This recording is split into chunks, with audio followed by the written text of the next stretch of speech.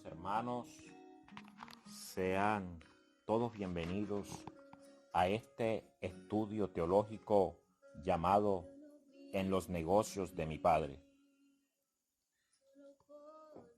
Este estudio teológico lo vamos a realizar utilizando un método hermenéutico para darle una adecuada interpretación a las Sagradas Escrituras. Le pedimos en esta hora al Espíritu Santo que sea Él asistiéndonos y sea Él enseñándonos lo que debemos decir. Padre Celestial, en esta hora te alabamos, te bendecimos y adoramos tu presencia, Padre. Bendecimos tu nombre, Señor, por las grandes maravillas que tú haces, por tus prodigios, por tus maravillosas, Señor, misericordia para con nosotros. En el nombre de tu Hijo Jesús, te pedimos, Señor, que tu gracia esté sobre nosotros, que el respaldo tuyo esté sobre nuestras vidas, Señor, y que nos enseñes, Señor, en esta hora lo que debemos decir y cómo debemos decirlo. En el nombre poderoso de Jesús.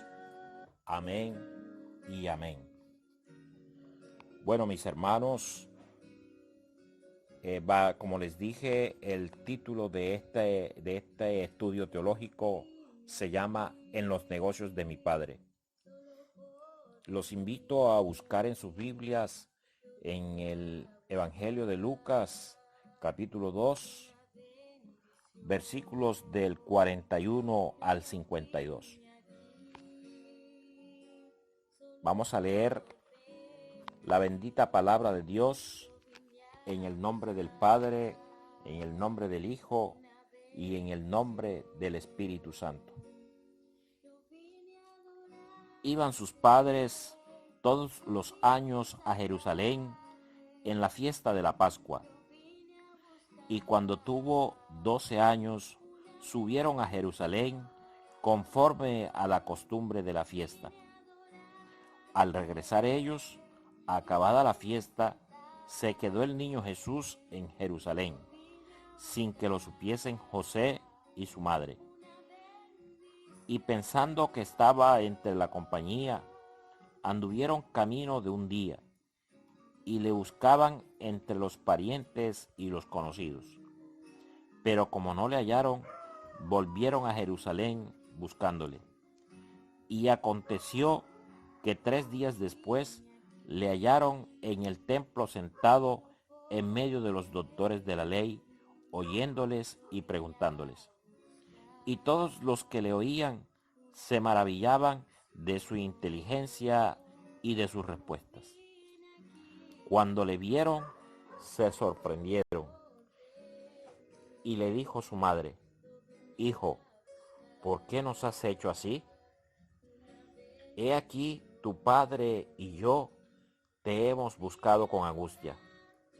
Entonces Jesús les dijo: ¿por qué me buscabais? ¿No sabíais que en los negocios de mi Padre me es necesario estar?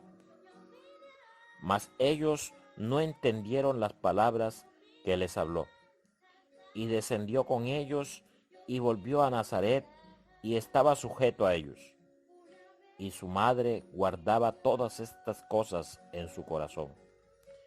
Y Jesús crecía en sabiduría y en estatura, y en gracia para con Dios y los hombres. Gracias, Señor, por esta bendita palabra que hoy nos revela, Señor. Gracias te damos, Padre. Te pedimos, Señor, sabiduría, inteligencia, espíritu de ciencia, Señor, para interpretar correctamente tu palabra, Señor. En el nombre de Jesús. Amén y amén. Bueno, mis hermanos, para una mejor comprensión de este texto bíblico, yo quiero que lo dividamos en dos fracciones. La primera va del versículo 41 al 47 y la segunda fracción del 48 al 52, para hacer un mejor estudio, para interpretar de una manera más adecuada teniendo en cuenta el método hermenéutico. Vamos a tratar dos temas específicos dentro de este estudio bíblico. El primer tema que vamos a trabajar tiene que ver con la relación de los padres y los hijos. Y el segundo tiene que ver con la relación del hombre con Dios. Y en esa relación del hombre con Dios, su misión dentro de la iglesia. Entonces, vamos a empezar hablando la primera parte, la relación del hombre, la relación del padre con los hijos. Comienzo diciéndoles que todo padre en algún momento se ha hecho estas preguntas. ¿Lo estaré haciendo bien? ¿Estaré tomando las decisiones adecuadas con mis hijos? ¿Estaré siendo buen padre o buena madre? Bueno, les digo que es normal tener dudas sobre el estilo de crianza que se lleva con los hijos. Algunas personas educan a sus hijos como fueron educados ellos. Algunas personas han cargado de generación tras generación algunas herencias de crianza que han sido muy positivas para la vida de sus hijos.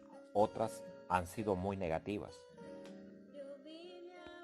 Pero lo importante es que analicemos la manera como tú y yo estamos criando a nuestros hijos. Y quiero referirme a esta primera parte al hecho de que Jesús fue a Jerusalén a la fiesta de la Pascua con sus padres. Y al regresar, acabada la fiesta, el niño Jesús se quedó en Jerusalén, sin que lo supiesen su padre y su madre.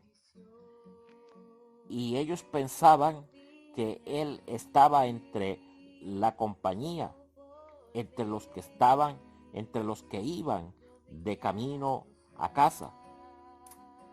Y dice el texto que lo buscaban entre los parientes y conocidos. Pero como no le hallaron, volvieron a Jerusalén a buscarle.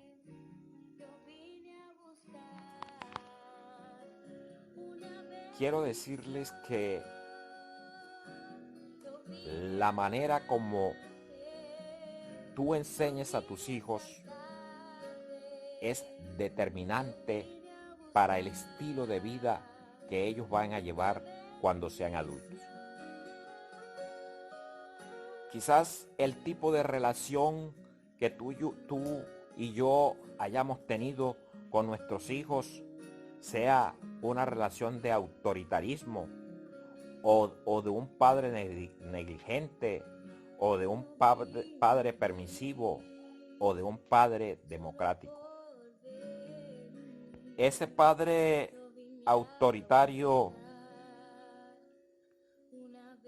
es aquel padre férreo que ejerce el control sobre sus hijos y marca unas expectativas y unas exigencias en su cumplimiento. Impone normas sin explicar los motivos y las hace cumplir utilizando el castigo. Es poco afectuoso con los hijos. Son recios en tener en cuenta las opiniones de ellos. Esto puede acarrear en los hijos unos hijos sumisos que acatan las normas sin cuestionarlas, vengan de donde vengan. Estos hijos tendrán dificultades para tomar sus propias decisiones, porque estarán más preocupados de hacerlo bien. Presentarán una baja autoestima y problemas de dependencia. Poseerán mayor vulnerabilidad al sufrir estrés y ansiedad. Los padres negligentes son padres ausentes en la crianza de sus hijos, que delegan esa responsabilidad en los tíos, en las tías, en los abuelos, en las abuelas, y que le dedican poco tiempo a estar con ellos y a descargar su responsabilidad de su educación en las figuras paternas o maternas de los abuelos. Seguro que en alguna ocasión has dicho esto: no me molestes más.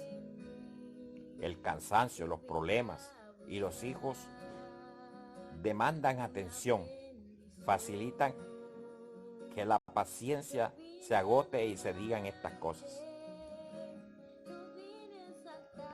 Las características más notables de este tipo de padres negligentes es que no marcan una disciplina ni normas claras, porque no se involucran en la educación de sus hijos. Generan un ambiente desorganizado, no prestan apoyo emocional al niño, culpan a otros del mal comportamiento de los hijos, ignoran las necesidades afectivas del niño o intentan cubrirlas con aspectos materiales.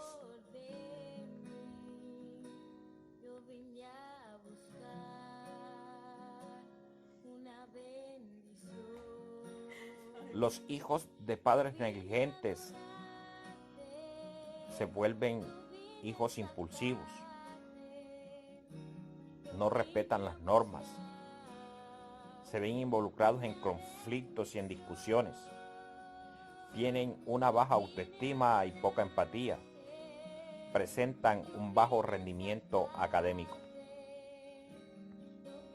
Ahora analicemos cómo son los padres permisivos.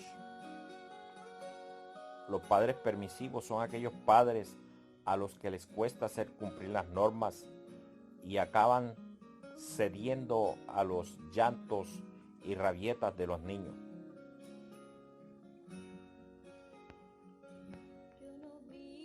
Este tipo de padres se caracteriza por ser muy afectivos con los hijos. Están muy atentos a las necesidades de los hijos y se preocupan por sus estados emocionales.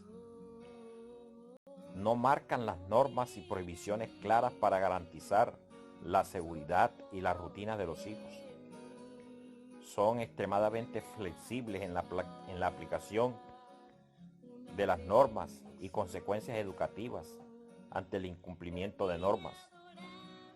Provocan un ambiente desorganizado que impida anticipar lo que va a suceder. Muestran un escaso control sobre las situaciones.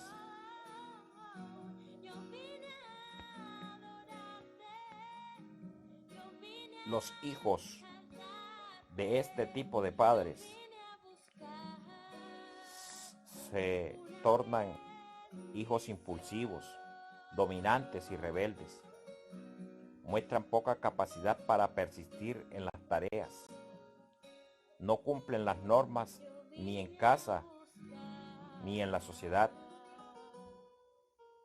convirtiéndose muchas veces en tiranos.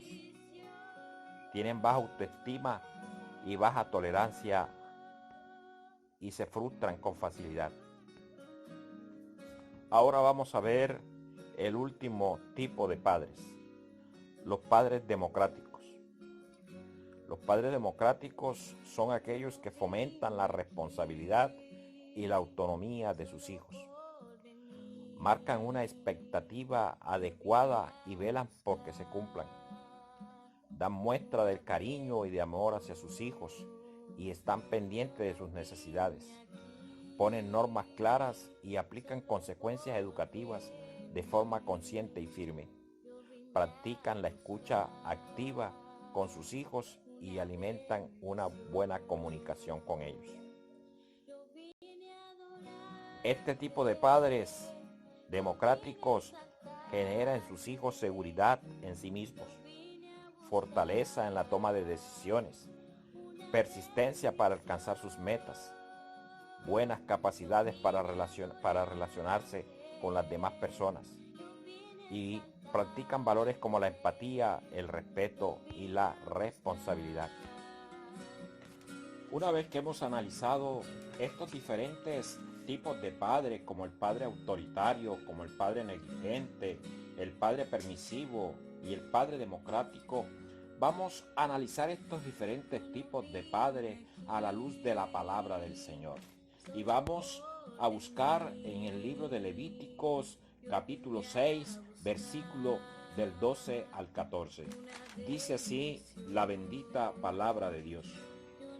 Y el fuego encendido sobre el altar no se apagará, sino que el sacerdote pondrá en él leña cada mañana y acomodará el holocausto sobre él y quemará sobre él las grosuras de los sacrificios de paz. El fuego arderá continuamente en el altar, no se apagará. Hermano que me escuchas, quiero decirte, la palabra de Dios es muy clara. Tú como sacerdote de tu hogar tienes la autoridad espiritual para gobernar tu casa. Tienes la autoridad espiritual para dirigir a tu familia en un ambiente agradable donde tus hijos sean unos hijos llenos del amor de Dios. El fuego encendido sobre el altar no se apagará, sino que el sacerdote pondrá leña cada mañana. Si tú como sacerdote de tu hogar no vas cada día, cada mañana, bien temprano, madrugas a buscar el rostro del Señor, a buscar la presencia del Señor, a clamar por tu vida, a clamar por tu esposa, a clamar por tus hijos, no vas a sentir y no vas a ver el respaldo de Dios, porque estás entregándoles tus hijos al mundo. Estás dejando que el diablo, estás dejando que el enemigo haga estragos en tu familia, haga estragos en tu vida. Yo te invito en este día a que hagas un pacto con el Señor, un pacto donde ese fuego del altar, ese fuego de tu altar cada día permanezca encendido, no se apague ese altar ni de noche ni de día, sino que tú cada día estés colocándole leña a ese altar para que el fuego de Dios alcance a tus hijos, para que el fuego de Dios llene a tus hijos, para que ellos caminen en el camino de Jehová. Y precisamente este tipo de padres permisivos fue lo que le pasó al sacerdote Elí. Si nosotros vamos al libro de Primera de Samuel, en el capítulo 2, vamos a ver cómo Elí se convirtió en un padre permisivo para sus hijos, hasta tal punto que los hijos de Elí eran hombres impíos que no tenían el conocimiento de Jehová. Y cuando nosotros no tenemos el altar de Dios encendido, cuando como padres no buscamos el rostro de Dios, nuestros hijos no van a tener el conocimiento y el temor de Jehová en sus vidas, sino que nuestros hijos se van a perder en el mundo. Miramos también en ese primer libro de Samuel, que dice la palabra, que era pues muy grande delante de Jehová el pecado de estos jóvenes, porque estos menospreciaban las ofrendas de Jehová. ¿Y qué tuvo que hacer el Señor? El Señor tuvo que desechar el ministerio sacerdotal de Elí, porque había hollado los sacrificios y las ofrendas que mandó ofrecer Jehová en el tabernáculo. Y Elí honró más a sus hijos que a Jehová. Elí adoró a sus hijos. Elí se entregó a amar más a sus hijos que a amar más el nombre de Jehová. En vez de amar a Jehová, en vez de buscar a Jehová para que sus hijos tuvieran la protección del Dios de Israel. Y dice la palabra que el Señor desechó ese ministerio sacerdotal de la casa de Elí, porque Él honra a los que lo honran, y a los que no lo honran y a los que lo desprecian serán tenidos por poco, dice la palabra del Señor. Si tú quieres que tus hijos sean honrados por Dios, si tú quieres que tus hijos sean grandes en esta tierra de los seres humanos, honra a Dios, hónralo, adórale, bendícele, glorifícale, dobla rodillas por tu familia y Dios los engrandecerá. Y dice la palabra que Él honra a los que me honran. Y si tú como cabeza del hogar, como sacerdote del hogar, honras al nombre poderoso que está sobre todo nombre, al nombre de Jesús, entonces Dios te va a honrar a ti a través de tus hijos. Analicemos otro texto bíblico en el libro de los Efesios, en el capítulo 6, versículo 4. Dice: vosotros padres, no provoquéis a ira a vuestros hijos, sino criadlos en la disciplina y en la amonestación del Señor. Quizás tú, yo, no hemos sido los mejores padres para nuestros hijos, pero la palabra del Señor en esta hora nos está diciendo que no los exasperemos, sino que los tratemos con espíritu de mansedumbre, los tratemos con el amor del Señor, que los acojamos en nuestro corazón y que le brindemos ese amor del Señor, ese amor que sobrepasa todas las fronteras, ese amor con el cual nosotros podemos atraer nuestros hijos al camino del Señor, ese amor con el cual nosotros podemos llevar a nuestros hijos a los pies de Cristo, a los pies del Señor. Es una invitación muy especial que nos está haciendo la palabra del Señor en este día, porque Él también dice en el libro de Malaquías que Él volverá el corazón de los padres hacia los hijos y el corazón de los hijos hacia los padres. Yo te invito a que levantes ese altar, a que ese altar lo enciendas y mantenga esa relación de amistad con tus hijos. Y Él volverá ese corazón de hijo hacia ti y tu corazón hacia el corazón de tus hijos, en el nombre poderoso de Jesús. Ahora quiero hablarle a tu hijo. Dice el mismo libro de Efesios en el capítulo 6: hijos, obedeced en el Señor a vuestros padres, porque esto es justo. Honra a tu padre y a tu madre, para que te vaya bien y seas de larga vida sobre la tierra. Este es el primer mandamiento que tiene promesa. Mis amigos, hijos, honremos a nuestros padres. Honremos a estos que nos han dado la vida, a estos que se han entregado, que se han esforzado día a día por sacarnos adelante. No los entristezcamos, amémoslos cada día, porque ellos se han entregado, ellos se han sacrificado para sacarlos adelante. Hónralos con esa honra que ellos se merecen, y vas a tener un premio en la vida, vas a tener larga vida sobre la tierra y te irá bien en todo lo que emprendas, dice la palabra del Señor.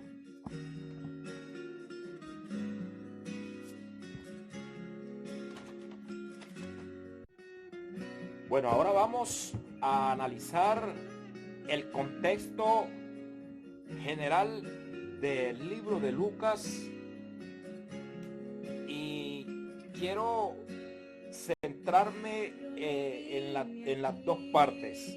Recuerden que yo les decía que íbamos a analizar primero el contexto familiar, esta relación padre-hijo, la que nos narra este texto del Evangelio desde el capítulo 41 al 47, y vamos a analizar en ese orden de ideas, vamos a analizar la parte social, la parte cultural. Es muy importante para poder hacer el análisis teológico desde la parte bíblica. Entonces vamos a mirar aquí en los versículos 43 al 45. Dice que al regresar ellos, acabada la fiesta, se quedó el niño Jesús en Jerusalén, sin que lo supieran José y su madre. Y pensando que estaba entre la compañía, anduvieron camino de un día y le buscaban entre los parientes y conocidos. Pero como no le hallaron, volvieron a Jerusalén buscándole. Mis amigos, quizás de pronto pensamos en un inicio, cuando comenzamos esta predicación, que hubo irresponsabilidad de parte de José, hubo irresponsabilidad de parte de María, porque quizás aparentemente el texto nos muestra que el uno se atuvo al otro y el niño estaba entre los parientes, o quizás de pronto pensamos que la culpa fue del niño al irse. Pero quiero decirles que la cultura oriental, la cultura del pueblo oriental dice que, y las leyes de ellos nos dicen que los niños a partir de los 12 y 13 años ya tienen autonomía para tomar sus propias decisiones.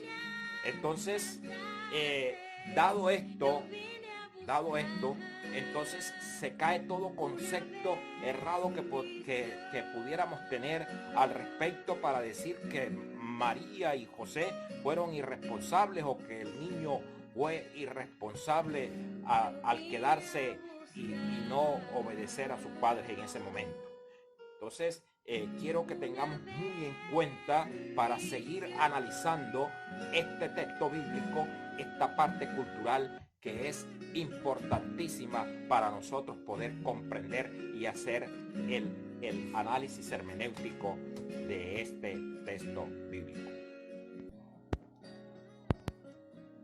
Mis amados hermanos, continuamos con este análisis teológico. Ya estamos en la etapa del análisis y de la aplicación del método hermenéutico. Vamos a analizar ahora los versículos del 46 al 49. Vamos a leer la bendita palabra del Señor. Dice: y aconteció que 3 días después le hallaron en el templo, sentado en medio de los doctores de la ley, oyéndoles y preguntándoles. Y todos los que le oían se maravillaban de su inteligencia y de sus respuestas. Cuando le vieron, se sorprendieron, y le dijo su madre: Hijo, ¿por qué nos has hecho así? He aquí tu padre y yo te hemos estado buscando con angustia. Entonces él les dijo: ¿por qué me buscabais? ¿No sabíais que en los negocios de mi padre me es necesario estar?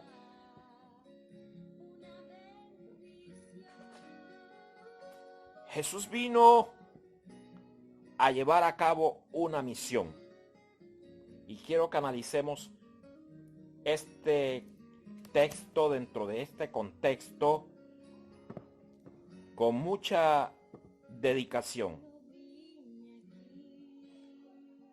En esta misión que Jesús vino a llevar a cabo, también se vino a dar cumplimiento al propósito del Padre. Como ungido del Señor, Jesús dio cumplimiento a ese propósito del Padre. Por eso fue que la misión de Jesús no fue otra que instaurar, establecer el reino de Dios en la tierra. De tal manera que Juan el Bautista nos lo anuncia en el Evangelio de Juan, en el capítulo 1, versículo 29, cuando dice: he aquí el Cordero de Dios que quita el pecado del mundo. Porque ciertamente la misión de Jesús fue hacer amistad entre Dios y el hombre. Esa amistad que había sido rota, que había sido cortada por el pecado de nuestros primeros padres. Entonces Jesús se convierte en ese sacrificio único y perfecto de Dios para entrar en amistad con la humanidad. Acá en el Evangelio de San Lucas, versículo 10, versículo 38, también nos dice que dentro de la misión de Jesús de establecer y de instaurar el reino, también Jesús pasó haciendo el bien. Y dice que Jesús, además de pasar haciendo el bien, pasó sanando a todos los oprimidos por el diablo, porque Dios estaba con él. Por eso es que podemos decir que en este acto de obediencia de Jesús habían prioridades, y la prioridad primera, la prioridad fundamental aquí era cumplir lo que dice el Evangelio de Lucas en el capítulo 10, versículo 27. Amarás al Señor tu Dios con todo tu corazón, con toda tu alma, con toda tu mente y con todas tus fuerzas. Y esa fue la respuesta de Jesús hacia sus padres, al decirle: ¿por qué me buscabais? ¿No sabíais que en los negocios de mi padre me era necesario estar? Con esto Jesús estaba reafirmando que le amaba al Padre sobre todas las cosas. Le amaba al Padre sobre su familia, le amaba al Padre sobre cualquier cosa. Y así tú y yo estamos llamados a amar a Dios sobre todas las cosas, sobre tu familia, sobre tus hijos, sobre tu casa, sobre tu iglesia, sobre ti mismo, amar a Dios y vivir en un acto de obediencia para el Señor. En esta misión de Jesús buscamos en el libro de Isaías. Nos dice el libro de Isaías que el Espíritu del Señor está sobre mí, por cuanto me ha ungido para dar buenas nuevas a los pobres, para sanar a los quebrantados de corazón, para pregonar la libertad a los cautivos, para dar vista a los ciegos y a poner en libertad a los oprimidos. Claramente se establece aquí, a partir del profeta Isaías y a partir de la predicación de Juan el Bautista, cuál fue ese llamado, cuál fue esa misión que Jesús tuvo para con la humanidad de parte de Dios. Ahora nos vamos al análisis del versículo 49. Dice: ¿por qué me buscabais? ¿No sabíais que en los negocios de mi Padre me es necesario estar? En este versículo bíblico, Jesús les estaba recordando a José y a María de dónde procedía él. Les estaba recordando y les estaba diciendo: recuerden que fui fecundado por el Espíritu Santo. Recuerden que fui escogido. Recuerden que fui llamado para ser luz de las naciones. Por eso El Evangelio de San Lucas, en el capítulo 1, en el versículo 31 en adelante, dice: y ahora concebirás en tu vientre y darás a luz un hijo y llamarás su nombre Jesús. Y dice el texto que este será grande y será llamado Hijo del Dios Altísimo, y el Señor Dios le dará el trono de David su padre. Esa fue la respuesta más contundente y fue la respuesta más clara, donde Jesús les manifestó a ellos por qué debía estar en el templo escuchando y enseñando la palabra de Dios. Porque eran los asuntos de su padre los que más importaban en el momento. Porque eran los asuntos de su padre el cual él había venido a dar cumplimiento a esa voluntad perfecta de Dios. Él había venido, Jesús había venido a dar cumplimiento a ese maravilloso propósito del Padre, que era instaurar el reino de los cielos en la tierra.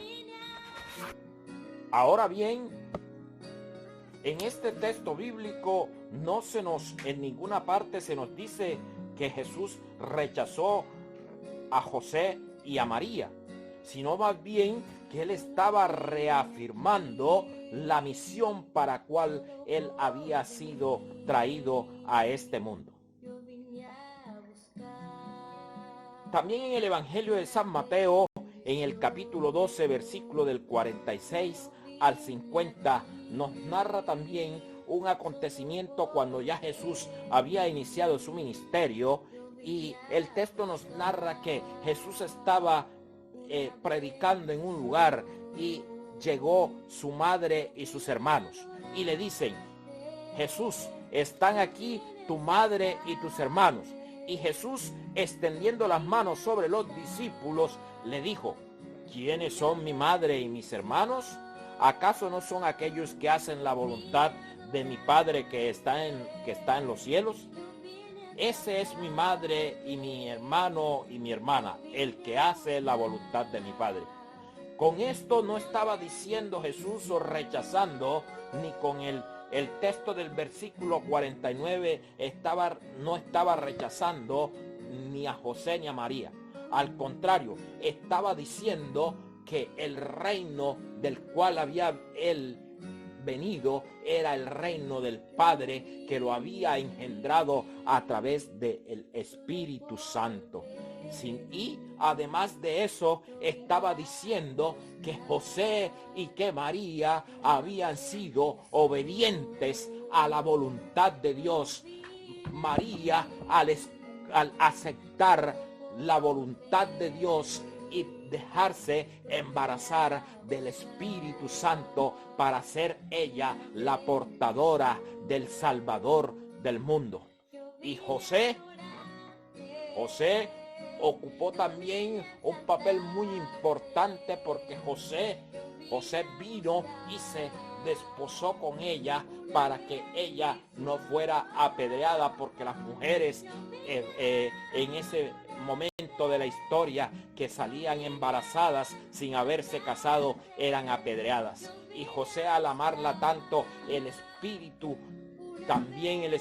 Santo también habló a su corazón y le dijo: despósate con ella. Por eso José y María también hicieron la voluntad de Dios al acoger a Jesús como el Hijo de Dios en sus vidas. Bueno, y finalmente de la última parte, ustedes saben que la primera parte era la relación de los padres con los hijos, la segunda parte la relación del hombre con Dios, y en esta segunda parte de la relación del hombre con Dios hablamos de Cristo y su misión dentro de la iglesia,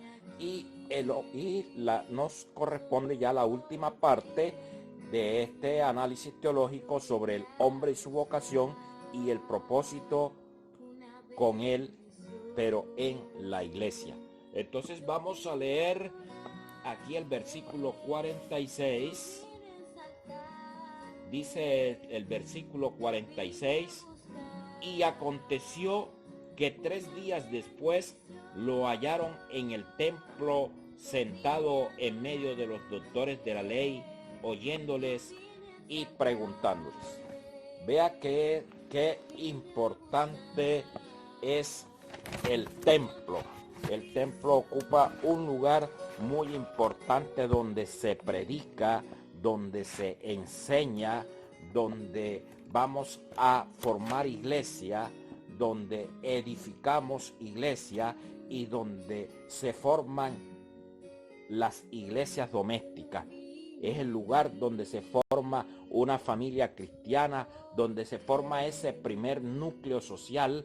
Es en ese lugar donde nos reunimos, donde nos encontramos, en ese templo donde nosotros vamos, ahí formamos iglesia y vamos a hacer esa prolongación de esa iglesia en nuestros hogares, encendiendo el altar para que nuestros hogares, para que nuestra familia, para que nuestros hijos sean hombres y mujeres temerosos que busquen del Señor en todo tiempo, en todo momento. Vamos a leer aquí en Primera de Pedro, capítulo 3, versículos 20 y 21. Dice: los que en otro tiempo desobedecieron, cuando una vez esperaba la paciencia de Dios en los días de Noé, mientras se preparaba el arca, en la cual pocas personas, es decir, 8 fueron salvadas por agua.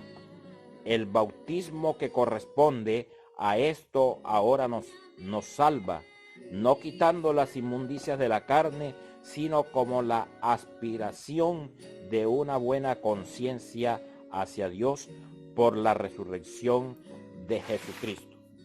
Mis amados hermanos, quiero decirles que por primera vez en el Antiguo Testamento se revela la visión de la iglesia a través del arca que construye Noé.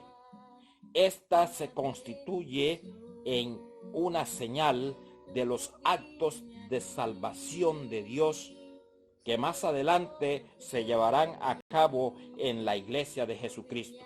Por eso es que en este texto se revela cómo Dios dirige a los hombres, Dios se ocupa del hombre y Dios protege al hombre, y finalmente Dios lo incluye en su pacto y en su propósito. Y vamos a analizar cómo en ese proceso de ese pacto y ese propósito, la iglesia constituye un lugar especial donde Dios se manifiesta. Si buscamos nosotros en el libro de los Hechos, capítulo 2, versículos del 1 al 4, vamos a analizar cómo el día de Pentecostés estaban todos unánimes, juntos, y de repente vino del cielo un estruendo y todos fueron llenos del Espíritu Santo. Solamente cuando vivimos en iglesia, en esa iglesia donde vivimos unánimes, donde vivimos juntos, donde vivimos en esa coinonía, solamente así el Espíritu Santo va a caer sobre nosotros y va a descender el fuego de Pentecostés sobre nuestras vidas. A ti sea la gloria, Padre Santo, en esta hora, Señor, porque nuestras vidas somos templos para que tú hagas un nuevo Pentecostés en nosotros, para que tú hagas un nuevo Pentecostés en nuestra vida. Y seguimos analizando cómo en el libro de los Hechos de los Apóstoles, en el capítulo 2, versículo del 44 al 47, cómo vivía la primera iglesia. Y este es un fundamento, como este fundamento, el único fundamento que tiene la iglesia, que es el fundamento de los apóstoles y el fundamento de los profetas, el fundamento de la unidad. Dice que todos los que habían creído estaban juntos y tenían en común todas las cosas y perseveraban unánimes cada día en el templo, partiendo el pan en las casas. Qué bendición tan grande la palabra del Señor, que nos está animando a nosotros a que vivamos, a que hagamos de nuestra iglesia, a que hagamos de nuestro lugar de oración un lugar vivo, un lugar donde vivamos unánimes, donde vivamos juntos y donde todo lo tengamos en común, donde todas las cosas sean de todos y donde perseveremos unánimes cada día en ese templo. Y en ese templo podemos hacer la prolongación de esa iglesia hasta nuestra familia. Es muy importante también que analicemos en este mismo contexto dos personajes bíblicos muy importantes que encontramos aquí en el mismo contexto de Lucas. Encontramos a Ana la profetisa. Dice que Ana la profetisa no se apartaba del templo. El templo es el lugar donde se confirman los dones recibidos por el Señor.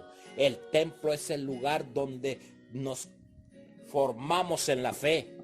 El templo es el lugar donde vivimos en unidad, en coinonía.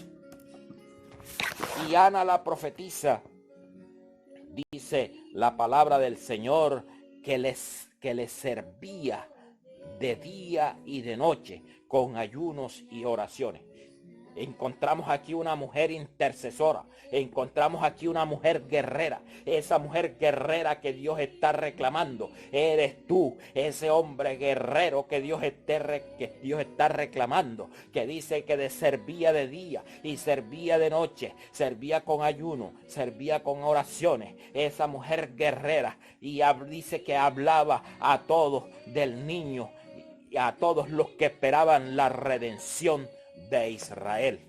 Y encontramos a otro personaje que es a Simeón, también en el mismo contexto del libro de Lucas.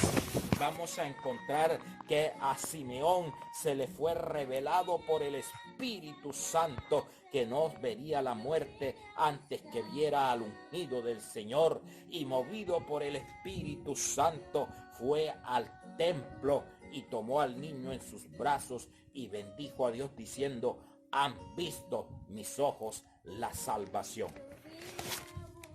Hermano, qué maravilloso que nosotros vivamos en esa relación donde Dios nos ha mandado a construir iglesia, para que prolonguemos esa iglesia y llevemos esa iglesia al mundo entero, llevemos esa iglesia a las calles para que salvemos almas para el Señor.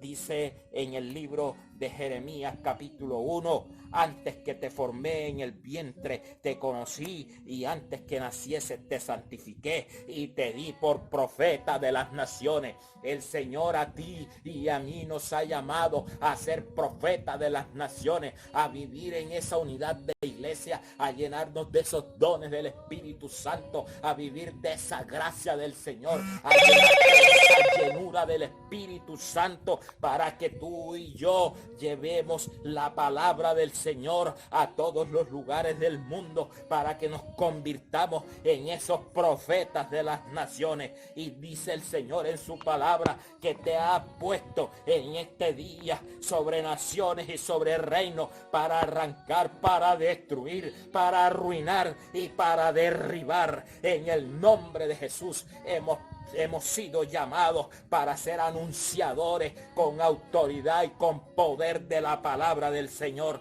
Pero también el Señor nos ha puesto para edificar y para plantar. Nos ha puesto para bendecir a las almas y para que las almas lleguen al conocimiento pleno de la verdad. Gracias te doy, Señor, en esta hora por tu palabra. Gracias en el nombre de Jesús. Gracias en el nombre poderoso de Cristo por lo que en este día haces a través de tu palabra. Amados hermanos, les agradezco el tiempo que han invertido en este estudio bíblico, y estoy seguro en el nombre del Señor que les va a ser de mucho provecho para su crecimiento espiritual. Que el Señor los bendiga con bendiciones espirituales y materiales en el nombre poderoso de Jesús. Amén y amén.